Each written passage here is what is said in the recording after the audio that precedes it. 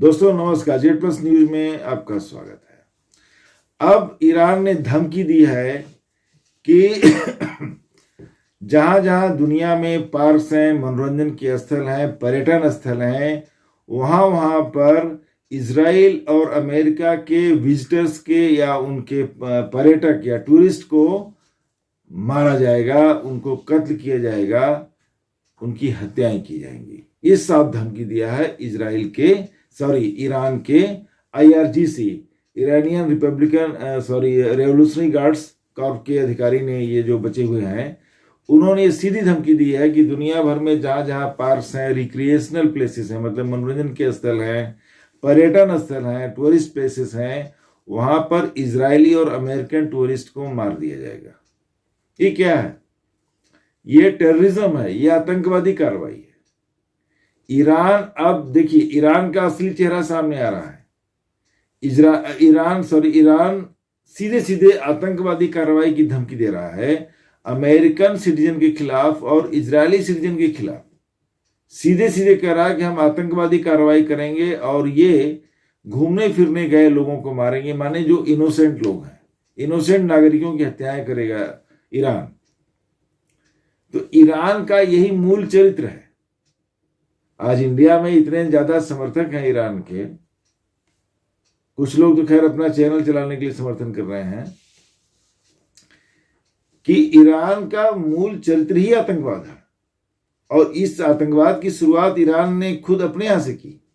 1979 का जो रेवोल्यूशन हुआ, जिसको इस्लामिक रेवोल्यूशन का नाम दिया गया, एक्चुअली में वो इस्लामिक रेवोल्यूशन नहीं था, वो परिवर्तन होना था। वो it was a revolution but not Islamic revolution. ये क्रांति थी लेकिन इस्लामिक क्रांति नहीं थी, क्योंकि मोहम्मद रजा पहलवी जो शाह थे ईरान के, उनके खिलाफ पूरे जनमानस में असंतोष था। तो उसमें समाज के तमाम तबकों के लोग थे, पारसी लोग थे जो लेखक थे, जो राइटर्स थे, जो बुद्धिजीवी थे, जो सोशल वर्कर्स थे, जो कम्युनिस्ट थे, ये तमाम लोगों ने विरोध किया था और परिवर्तन के लिए। हाँ, इस्लाम, अब चूंकि परिवर्तन के आंदोलन चल रहे थे तो उसमें सभी ने ज्वाइन किया और इस्लामी सिस्टों ने भी ज्वाइन किया। लेकिन जब परिवर्तन हो गया तो इस्लामी सिस्टों ने पूरे क्रांति को हाईजैक कर लिया। उन्होंने क्रांति को हाईजैक कर लिया। हाईजैक ये कर लिया कि उसको इस्लामिक क्रांति का नाम दे दिया।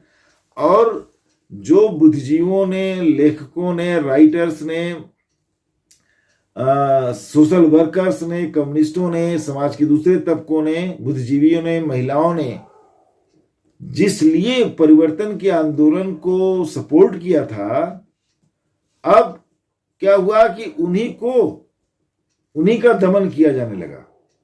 उन्होंने कहा कि ये इस्लामिक क्रांति नहीं थी, ये तो जनरल क्रांति थी, सभी इसमें शामिल थे, इसको इस्लामिक राष्ट्र बनाने के लिए नहीं हमने साथ दिया था।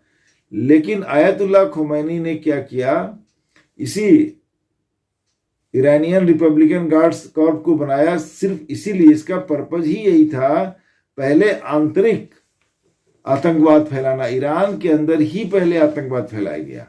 ईरान के अंदर ही उस सभी जो सरकार के मंसूबों से इत्तेफाक नहीं रखते थे, जो इस्लामीकरण नहीं चाहते थे या उसके खिलाफ थे, उन सबको या तो मार दिया गया या जेलों में ठूंस दिया गया। कोई सुनवाई नहीं। और ये काम किया किसने? ईरानियन रेवोल्यूशनरी गार्ड्स ने, IRGC ने। तो आतंकवाद की शुरुआत ही ईरान के अंदर से हुई, बाहर तो ये बाद में गए। अब देखिए, जितना भी ईरान की जेलें भरी पड़ी हैं, उसमें एक नोबेल पुरस्कार विजेता भी है महिला। आप याद करिए कि दिसंबर जनवरी में ही हजारों लोग मारे गए, 2500-30 हजार लोग, 36,000 का हजारा मारे गए। किसने मारा? IRGC ने मारा। और यही जो मारा गया लारिजनी, इसी के नेतृत्व में, इसकी जिम्मेदारी पर था इंटरनल, मतलब ऑर्डर को मेंटेन करना, इस्लाम के खिलाफ कोई खड़ा ना होने पाए। तो आतंकवाद की शुरुआत ही 1979 से हुई और इंटरनल टेररिज्म हुआ। जितने लोग इस्लामिक रिपब्लिक या जो इस्लामाइजेशन ऑफ ईरान हो रहा था, इस्लामीकरण हो रहा था, उसका जो विरोध कर रहे थे, जितने लोग भी, उनको बड़े पैमाने पर, या अच्छा, उन्हें नाम क्या दिया गया कि ये रजा पहलवी के आदमी है। जैसे इंडिया में भी होता है ना कि कोई आप पार्टी को, एक बीजेपी को आप अपोज करिए, आरएसएस को अपोज करके कहेंगे देशद्रोही हैं। तो वैसे जिन्होंने भी इस्लामिक व्यवस्था का या इस्लामिक पॉलिटिकल सोशल सिस्टम जो इस्टेब्लिश किया जा रहा था, थोपा जा रहा था एक तरह से, उसका विरोध किया, तो उनको क्या कहा गया कि ये रजा पहलवी के एजेंट हैं, अमेरिका के एजेंट हैं। उन्हें अमेरिका का एजेंट करार दे करके या तो मार दिया गया या तो ईरान की जेलों में बंद कर दिया गया। उस सड़ रहे हैं, वहीं मर जा रहे हैं, कोई सुनवाई नहीं है। आज देखिए, अब डिस्परेट एफर्ट, इसको हताशा, आतंकवाद पे ईरान क्यों आतंकवाद की बात कर रहा है? जब तुम लड़ाई जीत रहे हो, अभी बोल रहे हो ना लड़ाई जीत रहे हैं, मिसाइलों मिसाइल दाग रहा है, मतलब क्या हुआ? आप लड़ाई हार रहे हैं। अगर आप ये कह रहे हैं कि हम आतंकवादी कार्रवाई करेंगे, तो मतलब है कि सीधी लड़ाई लड़ने की आपकी स्थिति अब नहीं है। You are fighting the last war.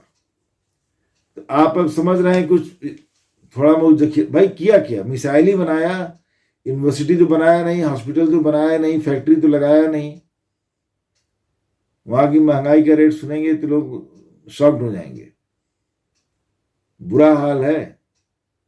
मूलभूत जरूरतों को भी लोग खरीद नहीं पा रहे, ईरान की आम जनता। लेकिन बोलने की हिम्मत नहीं किसी की, क्योंकि गोली मार दी जाएगी मुंह खोला तो। खमनई जैसे लोगों ने अरबों की संपत्ति इकट्ठा की इस्लाम के नाम पर, और तो अब ये कहना कि हम आतंकवादी कार्रवाई करेंगे और निर्दोष इजरायली और अमेरिकन नागरिकों को मारेंगे, ये एक डिस्परेट एफर्ट है। ये एफर्ट है कि आप हार मान रहे हैं, आप समझ रहे हैं कि आप लड़ाई नहीं जीत पाएंगे, तो अब ऐसे जीतेंगे धोखे से। कोई आदमी सो रहा है, उसको मार दिया, अब कहा कि अब लो मैंने जीत ली। ये तो वही करता है ना जो कायर होता है, आओ सामने लड़ो। उसका मूल चरित्र ही आतंकवाद है। कहा ना कि ईरान का शुरुआत ही, उसका फाउंडेशन ही, जो इस्लामिक फाउंडेशन है वो आतंकवाद का है, भय का है, डर का है, कत्ल का है, जेल का है। उसके बाद देखिए, इस्लामिक रेवोल्यूशन को जब इंटरनली कंसोलिडेट कर लिया ईरान ने, आयतुल्लाह खमैनी ने, तब उन्होंने ये जो है बाहर आतंकवाद फैलाने की जिम्मेदारी उठाई। अब आप देखिए, बिल्कुल openly, world knows very well, इन्होंने हमास, अब यहां पर फिर आ जाता हूं कि फिलिस्तीन और इजराइल का मामला कब का हल हो गया था भाई? यासिर अराफात ने ओस्लो समझौता किया ही था, पीस शांति समझौता, ओस्लो शांति समझौता। लेकिन ईरान नहीं चाहता था। हुआ क्या कि ईरान ने हमास जैसे संगठन, हिजबुल्लाह जैसे संगठन, यमन का जो हौतीस हैं, हौती के संगठन, ये ईरान के खड़े किए हुए हैं। या कुछ जो छोटे मोटे रहे भी होंगे तो ईरान ने पूरा उनको पैसा दिया, हथियार दिया, सब कुछ दिया, उनको मजबूती दी।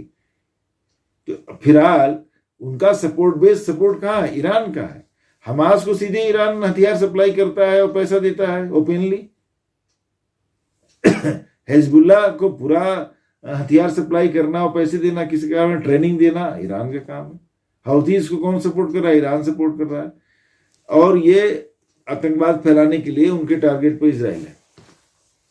तो बेसिकली ईरान आतंकवादी देश ही है, यही इनका चरित्र है, यही वो करते आए हैं। पहले उन्होंने ईरान के अंदर आतंकवाद फैलाया, फिर ईरान के बाहर आतंकवाद फैलाया। इसी हमास ने, इसी हिजबुल्लाह ने ईरान फिलिस्तीन की समस्या का कोई शांतिपूर्ण समाधान होने नहीं दिया। हर बार ईरान ने उसमें अड़ंगा लगाया, एवरी टाइम, कि समझौता ना होने पाए। जैसे कोई समझौता हुआ, ये आतंकवादी। अब क्या था कि 7 सितंबर की जो घटना थी अक्टूबर में 2023 में, कि 1200 इजरायली को मार दिया हमास ने, और फिर वो लड़ाई अभी भी चल रही है। मारे गए इनोसेंट फिलिस्तीनियंस मारे जा रहे हैं। इनको उससे मतलब नहीं है कि इनोसेंट लोग मारे जा रहे हैं। इनका तो मतलब ये कि लोग मारे जाएं। ईरान में भी कितने लोग मारे जा चुके हैं, वहां से तो कोई रिपोर्ट आ नहीं रही है। जो मोटा मोटा लोग बता रहे हैं कम से कम 1,500-2 हजार लोग मारे जा चुके हैं एयर स्ट्राइक में। और 1,500-2 हजार मौत खमनई जैसे लोगों के लिए बहुत मामूली है। वो तो इंसान को समझते कि पैदा ही हुआ है मरने के लिए। अब ईरान में क्या है, कुछ क्योटिक कंडीशन है, क्योंकि जो नए सुप्रीम लीडर बनाए गए हैं उनके बेटे खमनेई साहब के मुर्तजावा खमनेई, वो तो अभी सामने ही नहीं आए। और वो भी इस इंटरनेट और वीडियो कैमरा के जमाने में उन्होंने रिटर्न एक स्टेटमेंट दिया है जो कि वहां की न्यूज रीडर ने पढ़ दिया। मतलब उनका ये नहीं है कि वीडियो रिकॉर्ड करके दे दें, तो उस पर भी डाउट है कि वो है कि नहीं है, या है तो ठीक कंडीशन में है कि नहीं है। कहा जा रहा है कि जिस हमले में अली खमनेई साहब मारे गए, उसी हमले में उनके परिवार के कई लोग भी मारे गए, और शायद मुर्तजावा भी या तो मारे गए या तो बुरी तरह घायल हैं। तो उनको बना दिया, ऐसे बैठा दिया। हो सकता है उनका नाम ऐसे चला दिया हो कि लोग गलतफहमी में पाए और इसराइल उनको ढूंढता रहे, अमेरिका ढूंढता रहे, काम कुछ और। अब लारिजानी भी मारे गए। अभी एक मोहम्मद नैमी थे, मैमी, उन्होंने घोषणा की थी कि यही जो कि जहाँ जहाँ पर्यटकों को मारेंगे ये करेंगे। 15 मिनट बाद न्यूज एंकर ने बोला कि वो भी स्ट्राइक में मारे गए।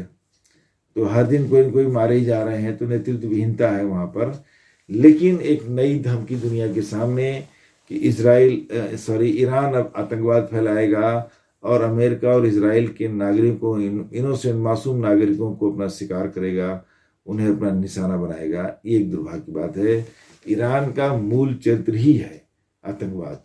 अब ऐसी बातें वो बोलते हैं जो सीधी लड़ाई हारने की स्थिति में होते हैं।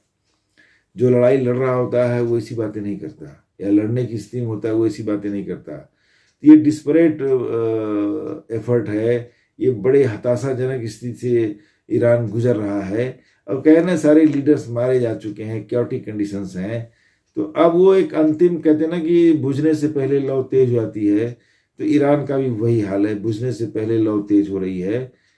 वो अमेरिका से लड़ रहा है, दुनिया जानती है। 4 यहाँ चमचे जो यूट्यूबर पत्रकार अपने को हैं, बड़े नाम भी हैं उसमें, कि खाली मुसलमानों को खुश करने के लिए वीडियो बना रहे हैं, सच्चाई कुछ और है, वो बता भी नहीं रहे हैं। एक तो नाम लूंगा कि पूरा जैसे लग रहा है जैसे कि ईरान एक महाशक्ति है, अशोक पांडे जी नाम भी ले लेता हूँ, ऐसा दिखाते हैं कि जैसे ईरान एक विश्व शक्ति है, महाशक्ति है। अजीत अंजुम भी उसी भाषा बोलते हैं, अभिषेक शर्मा भी वही भाषा बोलते हैं। तो ये सब क्या है कि बस इसलिए कि एक बड़ी आबादी उनके वीडियोस को देखती है, सुनती है, उनके सब्सक्राइबर्स हैं, उनके व्यूज आ रहे हैं, उनके पैसे बन रहे हैं। और पैसे कौन दे रहा? अमेरिका की कंपनी, यूट्यूब अमेरिका की कंपनी है फिलहाल। तो ये सब ईरान की हताशा का मामला है, और लगता है कि अब ईरान एक अंतिम दौर में आ रहा है लड़ाई हारने के। मिलते हैं दोस्तों नेक्स्ट वीडियो में किसी और टॉपिक पर। नमस्कार, धन्यवाद।